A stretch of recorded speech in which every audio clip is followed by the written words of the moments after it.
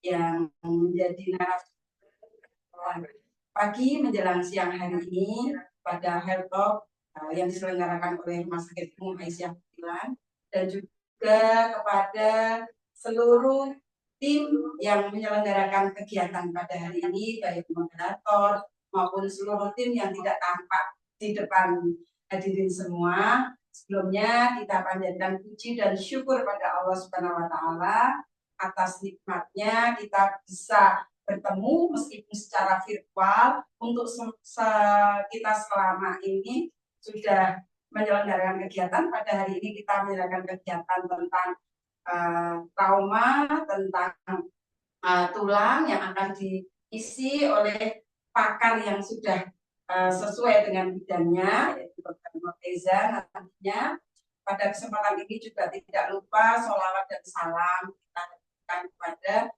junjungan kita Nabi Muhammad SAW, pada para sahabatnya, keluarganya yang sudah memberikan tuntunan kepada kita sampai hari ini. Pada pagi hari ini temanya insya Allah menarik. Semoga nanti para hadirin di kegiatan virtual ini bisa memanfaatkan semaksimal mungkin tema pada hari ini. Karena zaman sekarang sudah sangat berubah cepat. Kita lihat keluar sebentar di jalan raya, motor sudah hitungannya tidak hanya jari kita dua, tapi banyak sekali. Dengan adanya perkembangan teknologi, perkembangan transportasi, maka risiko-risiko bagi kita itu akan meningkat. Nah, untuk itulah Rumah Sakit Umum Aisyah Munthilan berusaha untuk memberikan pelayanan kepada seluruh masyarakat Kabupaten Magelang manakala ada risiko di jalan berkaitan dengan hal yang berkaitan dengan tulang, patah tulang, ataupun tidak harus dalam bentuk kecelakaan, tetapi kecelakaan di rumah atau di mana saja, maka insya Allah kami sudah berusaha memberikan layanan ortopedi dan traumatologi di Rumah Sakit Umum Aisyah Munthilan, mulai dari layanan rawat jalan, juga sampai layanan tindakan operatif kalau memang dibutuhkan. Nah, insya Allah kami siap melayani semua masyarakat di Kabupaten Magelang khususnya, dan secara umum masyarakat yang melalui wilayah Kabupaten Magelang. Nah, pada hari ini temanya menarik ketika kita ada trauma, misalnya patah tulang, entah karena kecelakaan atau yang lain, kita mau kemana nih? Nah, mau ke alternatif, karena terkenal Magelang ini ada yang pusatnya alternatifnya ini ya Mbak ya. Nah, mau ke alternatif karena takut nih saya operasi, atau mau ke dokter ortopedi traumatologi. Nah, banyak pengalaman yang saya secara pribadi, bukan saya tapi keluarga saya, itu waktu itu juga dikabari jatuh gitu ya. Kita mikirnya aduh operasi repot sing nunggui gitu ya. Tapi ternyata itu malah ketika kita mengikuti itu dan memilih terapi yang kayaknya nggak medeni, itu malah lebih lama. Nah, beberapa pengalaman dari keluarga, meskipun usia sudah di atas 60, itu ternyata ketika patah tulang selangka itu segera dilakukan tindakan, diperbaiki, pasang sedikit saja kawat di situ, ternyata 3 bulan sudah merasa enak, sudah bisa melakukan aktivitas seperti biasa. Saya bilang nggak boleh mencangkul lagi, untuk mencangkul nggak apa-apa ya gitu ya. Contohnya seperti itu. Bahkan ada juga yang pasien yang karena takut-takut sudah lewat waktu, ternyata dengan memilih takut operasi, memilih yang lain, malah nggak pulih-pulih. Akhirnya balik lagi ke dokter. Sehingga akhirnya dokternya malah kerjaannya tambah. Seperti kita pakai baju, bikin baju baru ya Dokter Morteza, dengan ketika kita membetulin baju, beda ya Dokter Morteza. Nah, mungkin itu sebagai pengantar saja sambutan saya. Kalau panjang lebar nanti saya cara ini ya. Ada kurangnya dari saya, mohon maaf. Selamat mengikuti acara Zoom pada pagi hari ini. Kalau ada kurangnya dari kami mohon maaf. kalau ada kurangnya disampaikan saja lewat chat, nanti insya Allah kami akan selalu berusaha untuk berbenah memperbaiki diri. Semoga acara berjalan lancar, dan sekali lagi terima kasih Pak Dr. Morteza yang sudah bersedia menjadi narasumber pada pagi hari ini. Insya Allah beliau sudah bidangnya. Kemudian nanti monggo pemirsa sekalian bisa bertanya sebanyak-banyaknya, mengupas pertanyaan-pertanyaan sampai detail, sampai puas. Saya akhiri mungkin sambutan dari kami.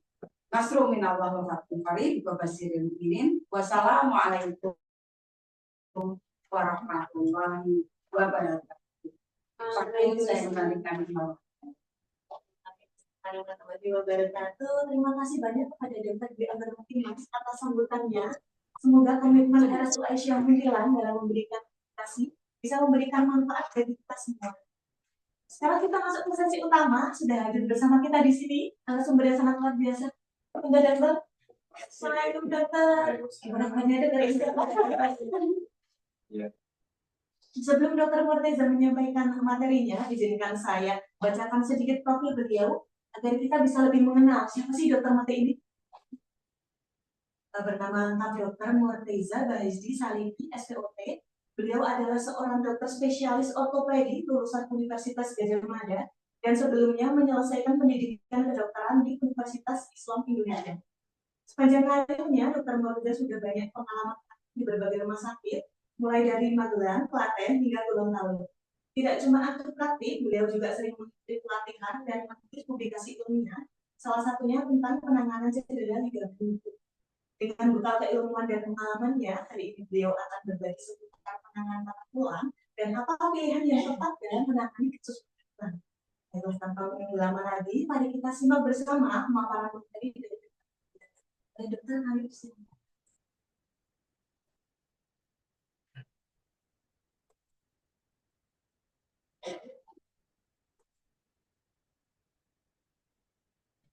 Assalamualaikum warahmatullahi wabarakatuh. Terima kasih atas waktunya ya Mbak Deni ya. Pada pagi hari ini kita akan coba membahas terkait patah tulang.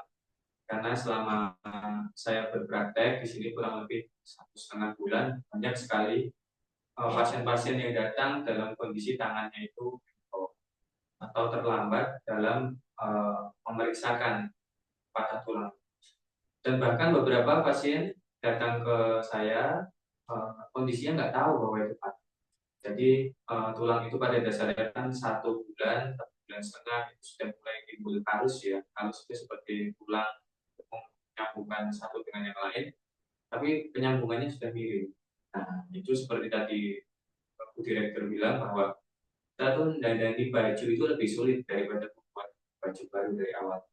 Nah, itulah yang ingin kita bahas pada hari ini. Sebaiknya bagaimana sih jika kita mengalami patah tulang, medis atau alternatif sih?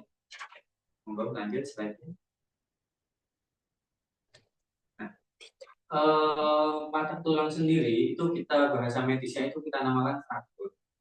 Adalah kondisi medis yang serius. Apa sih fraktur itu? Fraktur itu ketika patah tulang itu ketika sebuah tulang dalam satu kontinuitas atau satu kesatuan dia patah. Patahnya tidak harus total, tetapi patahnya juga bisa patah.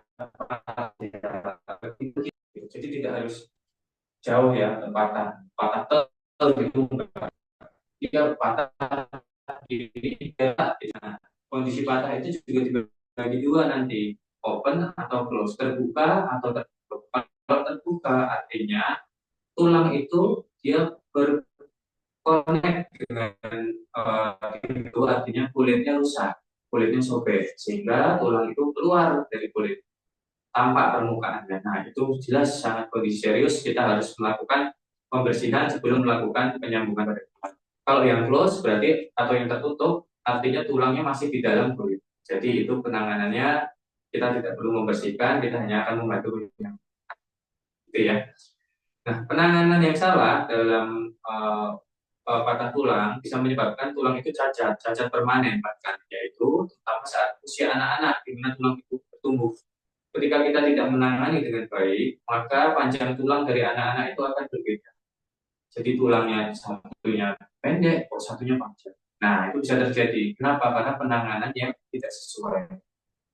Kemudian ada dua pilihan sebenarnya, yaitu dari medis ataupun alternatif. Nah, kita akan membahas di sini nanti apa sih plus minusnya kedua bagian tersebut dan bagaimana kapan sih bisa ke alternatif atau kapan sih harus ke medis gitu, oke?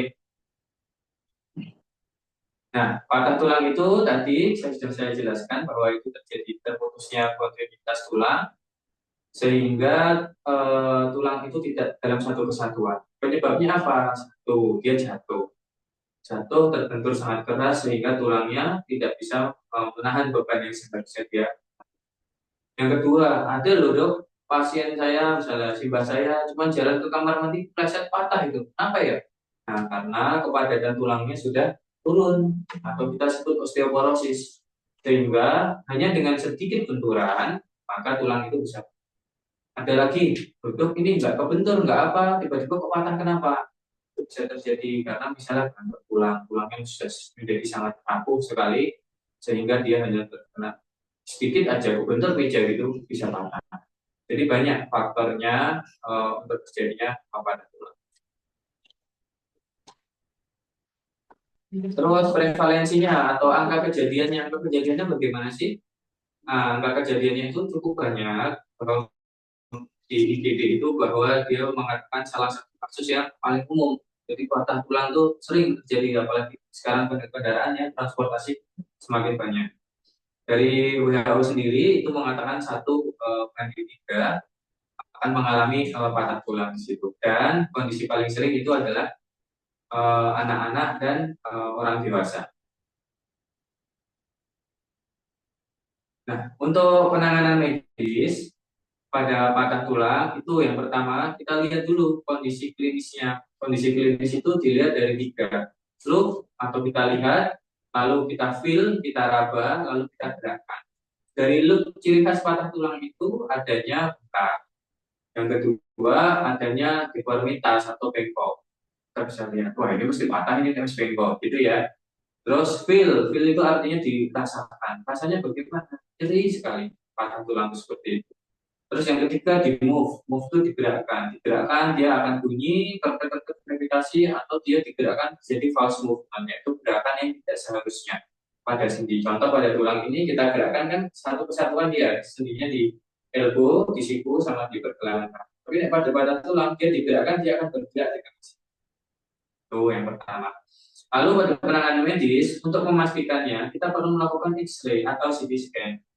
Nah, CT scan kapan dok harus dilakukan? CT scan itu kita akan menemukan gambaran yang vivid atau yang jelas pada tulang. Jadi gambaran yang jelas pada tulang itu kita melihat pada yang kita sulit membedakan ini patah atau tidak atau retak atau tidak kita menggunakan CT scan. Tapi pada dasarnya dengan X-ray saja itu bisa kita lakukan. Lalu tindakan yang perlu dilakukan apa? Yaitu direposisi tulang, dikembalikan tulang seperti semula. Lalu kita bisa pasang gips atau dilakukan tindakan operasi jika perlu. Kemudian setelah itu kita harus pantau. Apa pantaunya? Satu, terjadinya infeksi. Yang kedua, aliran darahnya bagaimana? Nyambung nggak ke sana? Yang ketiga, penyembuhan tulangnya bagaimana? Nyambung atau nggak tulang?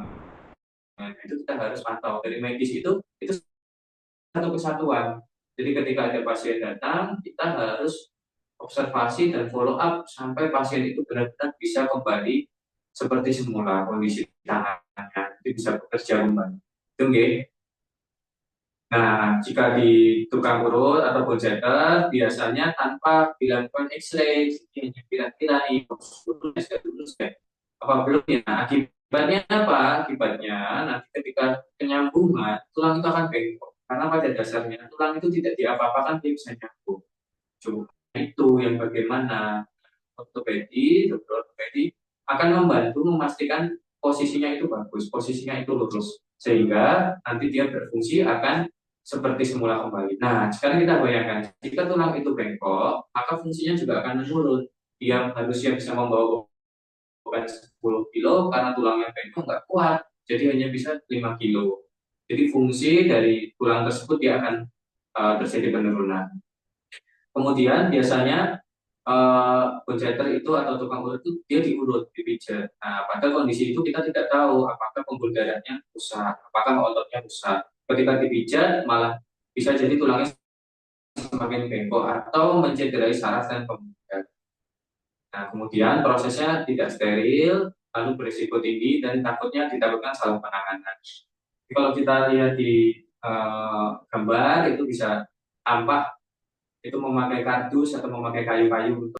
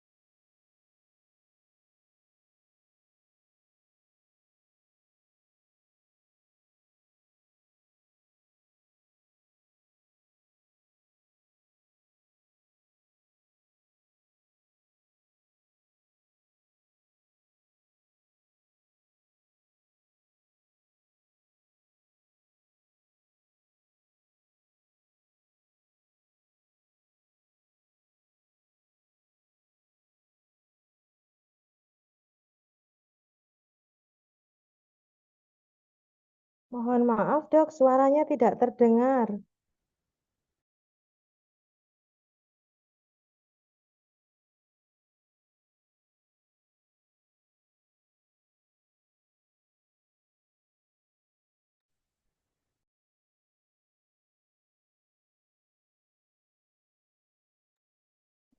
Suaranya tidak terdengar, Dok.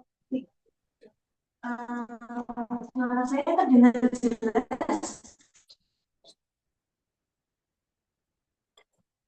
Tidak jelas, Mbak. Ya.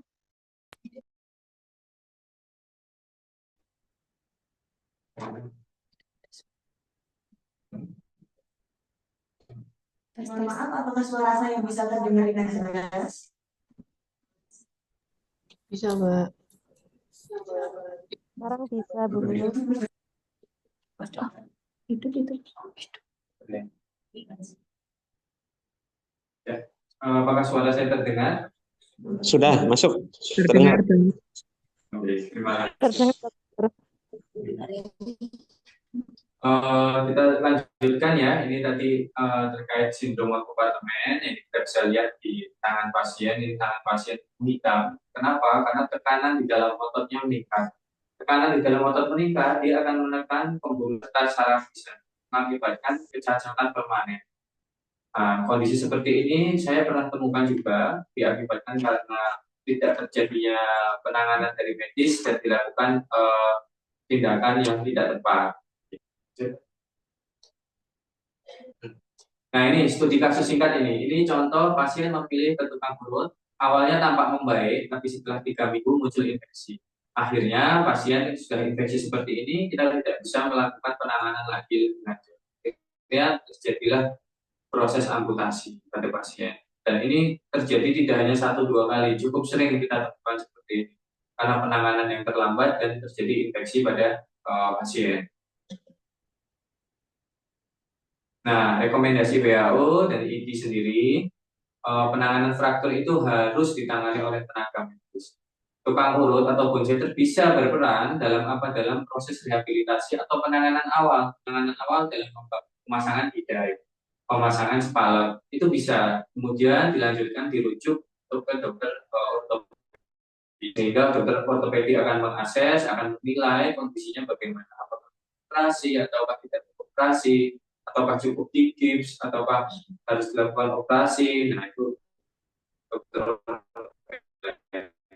pasien penanganan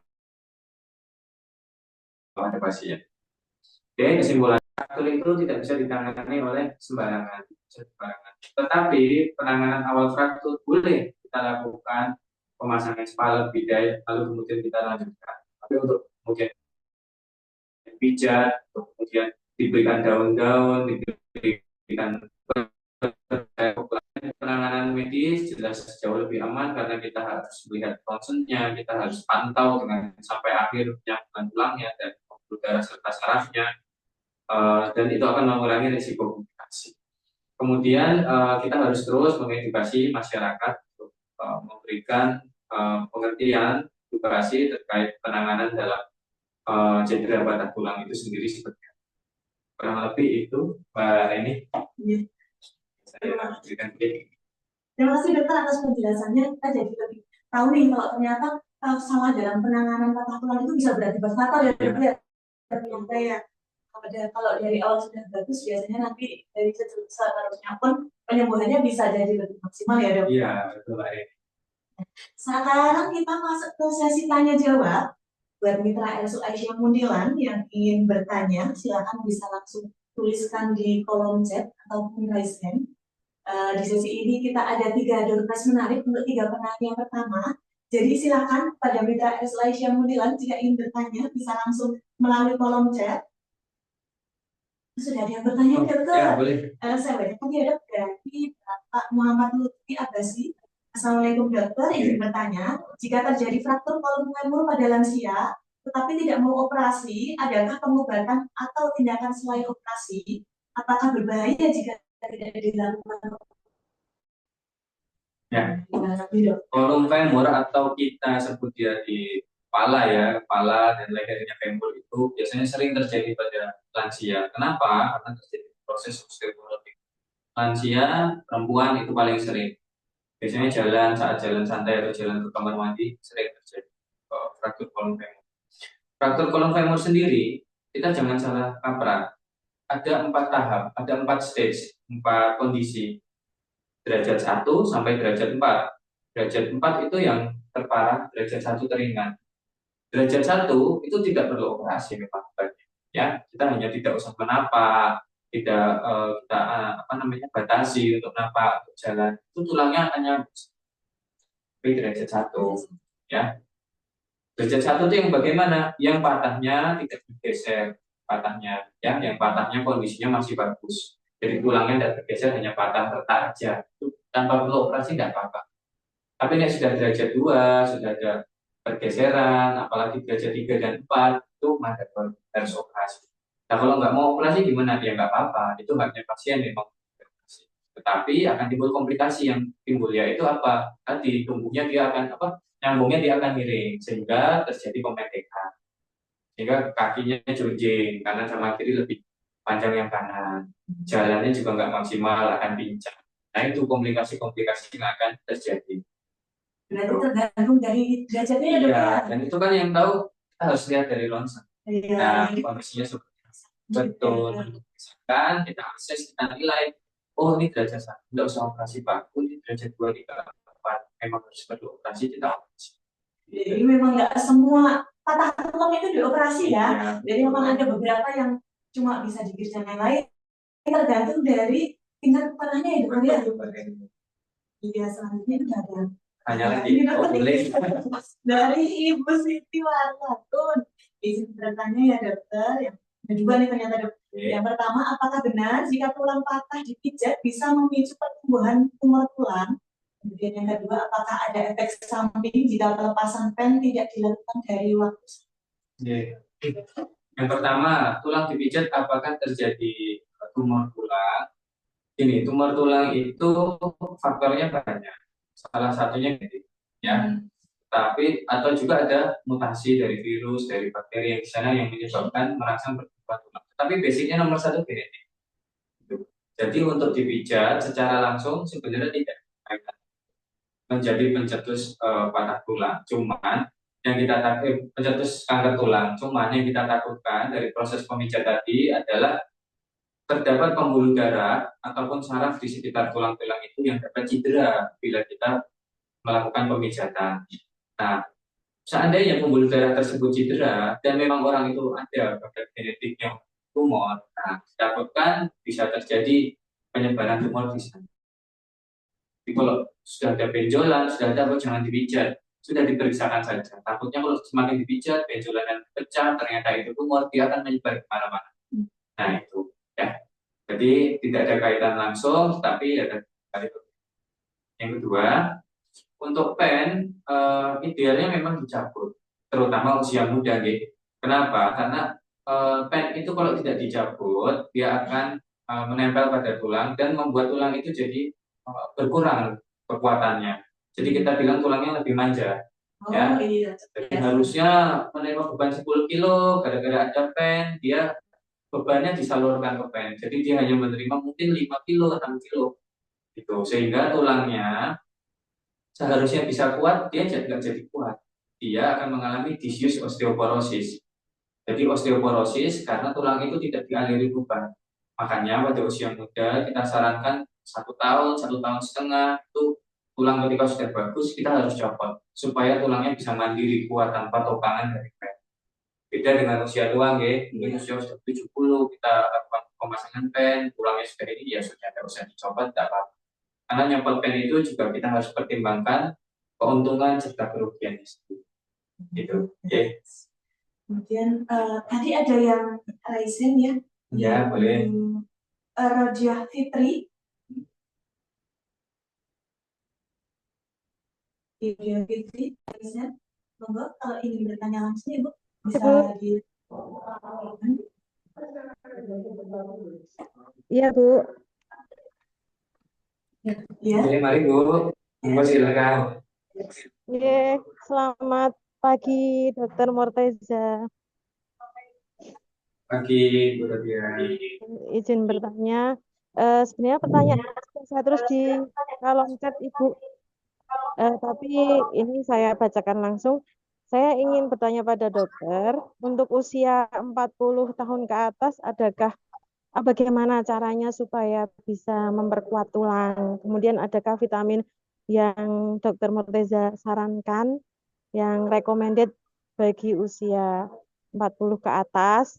Secara saya dan suami 40 ke atas semua, dan suami itu pernah punya ini infeksi saluran kencing yang tidak boleh konsumsi baik suplemen maupun minuman yang terlalu tinggi kalsium gitu, Dok. Nah, gimana supaya tetap aman tulangnya tapi tidak kambuh gitu? Karena pernah ini, Dok, pernah infeksi saluran kencing karena ada serpihan-serpihan batu seperti itu. Seperti itu, dokter, mungkin pertanyaannya. Terima kasih. Ya, terima kasih Bu Rodia. Untuk usia 40 ke atas, tulang pria itu masih padat ya, kurang lebih masih padat. Cuman tulang wanita sudah mulai penurunan. Apalagi nanti ketika sudah menopause, tulang wanita akan anjlok kadar kepadatan tulangnya. Makanya dia akan mengalami osteoporosis. Hal tersebut dapat dicegah ketika sebelum terjadi menopause, sebelum terjadi pengeroposan tulang, tulang itu dibina, dibuat kuat, yaitu dengan apa? Tentu makanan tinggi kalsium, terus vitamin D3 dalam bentuk aktif, yaitu harus terkena dengan sinar matahari ya nanti ya, lalu diberi beban tulangnya, jadi dipakai jalan, dipakai aktivitas, jangan tulang manja. Nah itu dia akan tulang itu kuat, itu dibina sebelum kita mengalami menopause yang perempuan ya. Nah terus kasusnya, kalau seperti itu sudah ada saluran kencing bagaimana? Betul memang. Kalsium itu dia akan diproses, dikeluarkan dari ginjal nanti. Idealnya setelah minum kalsium nanti kita harus minum konsumsi air putih yang cukup supaya tidak terjadi pengendapan. Jika ginjal normal maka tidak akan terjadi pengendapan di dalam ginjal. Tetapi jika terjadi sebuah penyakit bisa saja terjadi pengendapan. Nah lalu caranya bagaimana? Ya sudah kalau begitu caranya konsumsi air putih, kalsiumnya tetap dengan air putih yang banyak, serta konsultasikan dokter ginjalnya, urologinya. Berapa batasan kalsium yang bisa diperlukan. Nah, selain itu tetap harus berjemur setengah jam, yang kurang lebih dari setengah 8 sampai jam 8 pagi atau sampai setengah 9, sehingga sinar matahari masuk ke kondisi UV yang baik ke tubuh kita. Lalu kita konsumsi vitamin D, dari ikan itu banyak sekali vitamin D-nya. Terus kita jangan lupa semakin tua bukannya harus semakin beristirahat banyak-banyak, enggak, tetap aktivitas jalan pagi. Paling bagus itu jalan pagi aja. 7:30 jalan pagi kena serengenge, kena matahari ya akan membantu penguatan tulang. Untuk vitamin yang saya anjurkan bebas sih, sebenarnya nggak ada merek tertentu, bebas konsumsi kalsium, vitamin D3 boleh. Lebih baik lagi bukan dari suplemen tapi dari kondisi alami ya Mbak ya. Kalsium didapat dari mana sih dok? Dari susu, olahan susu, keju, terus ikan, ayam itu juga ada kandungan kalsium. Vitamin D3 juga ada di dalam, banyak bisa dilakukan. Dimasaknya gimana? Idealnya direbus atau dikukus supaya gizinya ketika digoreng atau dibakar tidak hilang terlalu banyak. Itu saya harap bisa membantu nggih, Bu Rodia nggih. Seperti itu Ibu Radia. Mungkin Terima kasih. oke. Baik, terima kasih dokter. Terima kasih Bu. Ini dari nah ini Dok. Assalamualaikum dokter, izin bertanya, ada kasus-kasus seperti apa dok dilakukan tindakan ORIF? Kebanyakan kalau di RS kok sekarang tindakannya itu biopolis. Jadi gini, untuk ORIF atau open reduksi internalisasi yaitu adalah pemasangan pen dengan reduksi terbuka. Jadi reduksi itu dengan kelihatan mata dibuka, kulitnya dibuka di sayap, baru kita pasang pennya dengan kondisi tulangnya sudah baik. Nah, itu kapan sih dilakukan? Itu ada kriterianya, Bu. Jadi setiap tulang itu memiliki klasifikasi atau kriteria sendiri. Contoh, tulang radius tulang tangan sini, ketika dia bergeser kurang dari ketemunya kurang dari 50%, itu harus dilakukan oleh, atau dia tulangnya saling bertumpuk, ini harus dikembalikan dengan. Nah, contoh misalnya tulangnya bergeser dok, tapi hanya sekitar sedikit di bawah 25 atau posisinya kita alignmentnya kita katakan baik, yang nggak perlu dioperasi, cukup dikip saja bisa. Intinya adalah ke dokter ortopedi, sehingga dokter ortopedi yang akan memutuskan bagaimana ini klasifikasinya, bagaimana apakah perlu operasi tidak. Saya kira dokter ortopedi nanti bisa membantu menjelaskan dan menentukan mana terapi yang terbaik. Ya, jadi setiap tulang beda-beda. Contoh nanti palang ini, jari ini, kalau dia hanya bergeser sedikit, nggak usah dikasih, hanya dikasih beban sama sebelahnya begini, nanti didiamkan 1 bulan, kita ronsen, bagus, selesai, aman, bisa kita, gitu ya. Berarti itu pentingnya periksa langsung ke dokter Betul, ya. tidak harus periksa karena keputusannya akan Berbeda ya. Alternatif nanti malah bisa jadi bisa lebih parah gitu kan. Iya, biasanya kan ke pasien itu kalau kondisinya udah parah. Ya, yang kemarin nih di pasien juga datang sudah kondisi bengkok lah, itu yang susah tuh. Jadi operasinya biasanya hanya setengah jam, 1 jam, bisa jadi 2 jam, 3 jam karena membenarkan posisi tulang yang sudah bengkok tadi. Diluruskan, dibersihkan kalusnya, kita sambung lagi, itu akan jauh memakan waktu. Ya sebenarnya kalau memang dari awal itu sudah periksa ke medis, sudah ditangani dengan baik, itu penyembuhannya malah bisa lebih cepat, operasinya lebih mudah, pasien juga outcome-nya atau hasilnya nanti juga akan lebih baik. Dari segi biayanya pun sebenarnya Iya. juga bakal lebih ya. Oh iya, dan saya jelaskan ya, kalau operasi ORIF pada kasus-kasus ORIF ringan, simpel tulang selangka, tulang tangan, tulang kaki, itu cukup. Hari ini misalnya kecelakaan dengan persiapan operasi, besok operasinya misalnya hari apa nih Pak? Hari Rabu ya? Hari Rabu misalnya jenengan atau saudara kecelakaan, Kamis operasi, itu Jumat sudah bisa pulang. Jadi nggak lama-lama gitu, nggak sampai seminggu apa nggak sampai seperti itu. Jadi mondoknya ya cuman hari ini persiapan operasi, besok operasinya, setelah itu langsung 3 hari sudah bisa pulang. Gitu. Bahkan operasi-operasi yang kecil yang hanya perlu gips atau pemasangan pen dalam bentuk kawat, itu jenengan pagi masuk, sore sudah bisa pulang, atau besok sudah bisa pulang. Jadi nggak lama, nggak seminggu, sebulan modelnya gitu enggak. Cepet ya dok ya berarti ya. Terkait pembiayaan pun itu udah ada beberapa yang mengcover ya dok, bisa dari BPJS Kesehatan, bisa dari BPJS Ketenagakerjaan, juga itu kecelakaan dan waktu ibu kerja, ataupun bisa dengan jasa harja jika memang terjadi kecelakaan dan ada lawannya, asalkan syaratnya terpenuhi, nanti itu bisa tercover. Operasi itu bisa tercover ya dok? Iya, jadi nggak perlu takut masalah biaya, BPJS jasa harja itu cover semua, dan kita tidak membeda-bedakan ya. Sama. Pennya yang dipakai itu sama. benangnya yang dipakai sama, karena banyak sekali yang tanya benangnya mesti beda nih, saya mau pakai enggak. Nanti kita samakan semuanya, sama prosesnya sama, dokternya sama, ya timnya juga sama, nanti insya Allah semuanya tertangani dengan, nggak usah takut tuh aku nih BPJS ini enggak, sama semuanya nanti kita pastikan itu, ya. Iya. Jadi ya, begitu ya Mitra RS Aisyah bilang, kalau misalkan ada keluarga atau siapa yang memang dicurigai patah tulang, segera diperiksakan, semakin cepat penanganannya, kesembuhannya pun jadi semakin cepat. Ya, betul ya. Oke. Pertanyaan selanjutnya dokter, Ya, boleh. dari Ibu Dwi Ratnasari. Assalamualaikum dokter, izin bertanya, jika ada pasien fraktur femur, berapa lama pasien diperbolehkan melangkah kaki kembali? Dan izin bertanya dokter, ada mitos yang saya dengar, jika pasien dipasang pen, apakah saat ada petir ada pengaruh terhadap tulang yang terpasang pen, tambah nyeri atau tidak? Ya. Jadi gini, fraktur femur itu dibagi menjadi 3 bagian, atas, tengah, sama bawah. Kalau dari shaftnya ya, dari batangnya, tetapi dari kolumnya, kepalanya, sama lehernya itu beda lagi. Nah, terus kapan boleh napak? Ya tergantung patahnya di bagian mana, ya toh. Terus pen yang dipasang apa? Sekarang sudah canggih. Jadi kalau kita pasang nail itu di sejenis pen yang di dalam tulang, intramedullary nail. Kita operasi pagi, sore udah bisa berdiri kok. Bahkan di luar negeri pasang pagi, sore dan berdiri dan jalan dan pulang. Nah, 1 hari sudah bisa berdiri. Tapi kalau yang dipasang pen dalam bentuk plate panjang, nah itu biasanya kita berdirinya bertahap. Biasanya 1 bulan kita ronsen dulu.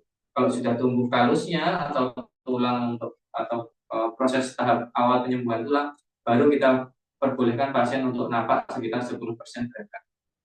Ya, jadi tergantung banyak faktornya, ketebalan tulangnya seperti apa, pen yang dipakai atau jenis fiksasi yang dipakai seperti apa, terus keberanian pasien menahan nyerinya seperti apa. Jadi napak itu benar-benar tergantung dari jenis apa operasi apa yang ya. Terus yang kedua tadi tersambar petir, ini enggak, saya takut tersambar petir apa itu mitos aja, karena kan ada kulit itu melindungi kita dari petir seperti itu, dan pennya itu kan titanium atau stainless steel, jadi enggak ada kaitan secara langsung ya. Kan kita ngeground, manusia itu kan ngeground, ada tanah, jadi kita enggak terus pakai tersambar petir enggak ya. Oke. Itu ya. Ini sebenarnya pertanyaan lu masih banyak dok, tapi karena Ya boleh lanjut lagi. boleh lanjut lagi ya, kita lanjutkan ke pertanyaan selanjutnya.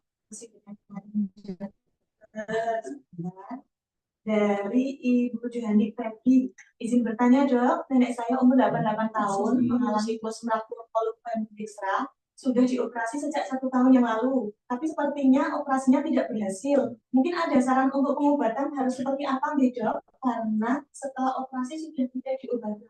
Jadi kategori tidak berhasil itu seperti apa? Saya harus lihat kondisinya dulu ya, ronsennya, terus kondisi ibu gitu.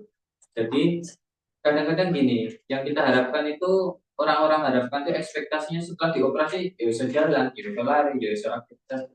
Kadang tidak seperti itu. Operasi itu saya katakan hanya 50% membantu. 50%-nya kembali ke pasien dan keluarga. Apa 50%-nya? Rehabilitasinya, latihannya di rumah, fisioterapinya seperti apa, terus support keluarganya seperti apa, mau nggak latihan di rumah, seperti itu. Jadi banyak faktornya. Operasi itu bukan untuk menyembuhkan, yang menyembuhkan adalah Gusti Allah dan dirinya sendiri dengan proses alami yang terjadi. Nah, jadi proses operasi itu hanya membantu, meluruskan kondisinya seperti normal. Tetapi untuk kembali seperti normal banyak faktor. Mau nggak latihan, fisioterapinya kayak gimana, rehabilitasinya dia mau nggak, gizinya gimana, tercukupi nggak. Jadi banyak faktornya, gitu. Monggo kalau gitu bisa diperiksakan, kita lihat kondisinya seperti apa nanti. Satu pertanyaan lagi. Ya, boleh. Ya. Ya, satu lagi dari Rosida Salihah. Izin bertanya dokter, saya pernah pasang pen sudah 6 tahun di kaki kiri. Itu fraktur tibia maksimal berapa lama harus lepaskan dokter? Dulu ada dokter Jessica Okubudi pernah disarankan pelepasan pen jangan lebih dari 20 tahun. Apakah harus segera dilepas ya dokter?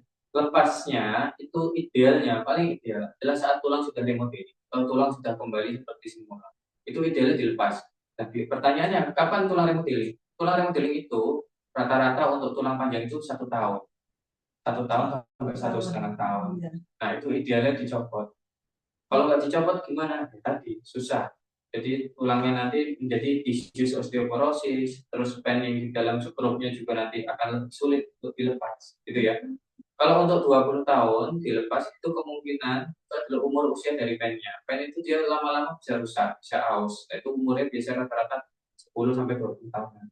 Nah, idealnya, namun tadi seperti saya bilang, ketika tulang sudah bagus kondisinya, remodelingnya sudah bagus, yaitu dilihat dari proses dari fungsi, diperiksakan ortopedi sudah bagus, maka kita idealnya segera harus dicabut sebelum terjadi kerusakan pada pennya itu sendiri. Nah, ya. Makanya ada umurnya itu. Ada umurnya. Kami sendiri juga ada umur 10, 15 tahun sudah mulai aus harus diganti. Oke. Seperti itu ya, bila RSUI Syambilan, karena keterbatasan waktu, kita tidak bisa menjawab semua pertanyaan. Nanti mungkin bisa berkonsultasi langsung di beliau, tapi belum bisa. Kemudian bila kita sudah sampai penghujung acara untuk hari ini, tapi sebelum kita tutup, kita akan melakukan sesi foto bersama. Mohon kepada seluruh peserta yang berada di ruang Zoom untuk bisa menghidupkan kameranya. Silakan kepada mitra RSUI Syambilan yang berada di ruang Zoom untuk menghidupkan kameranya. Kita akan melakukan sesi foto bersama.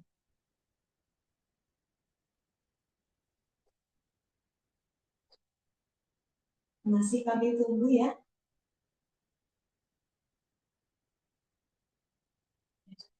Oke, saya hitung ya. 1, 2, 3. Sekali lagi ya. 1, 2, 3. Oke, sudah cukup. Terima kasih. Ya.